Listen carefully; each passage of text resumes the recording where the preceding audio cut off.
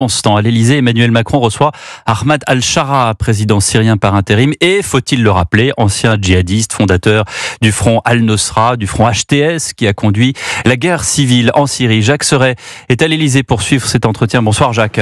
Bonsoir Pierre, bonsoir à tous. Que s'est-il dit Jacques? Eh bien écoutez Pierre, je me trouve en ce moment sous la verrière bleu-blanc-rouge du jardin d'hiver de l'Elysée.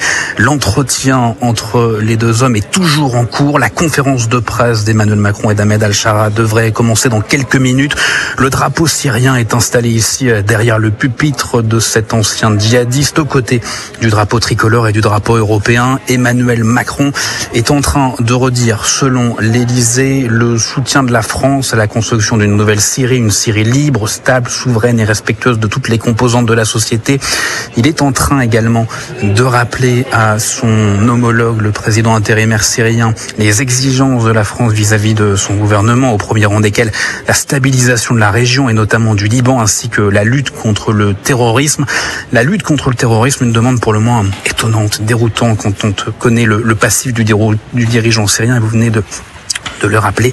C'est pourquoi cette longue poignée de main chaleureuse sur le perron de l'Elysée, avec les honneurs de la garde républicaine, pourrait bien laisser une trace indélébile dans le mandat d'Emmanuel Macron à l'Elysée, alors que ce 7 mai marque le 8e anniversaire de son élection à la présidence. Et Pierre, à l'instant, on nous demande de nous installer puisque les deux hommes vont prendre la parole. Merci beaucoup Jacques Serret à l'Elysée pour Europe 1. Vous nous informez dès que vous avez justement de nouveaux éléments sur cet entretien.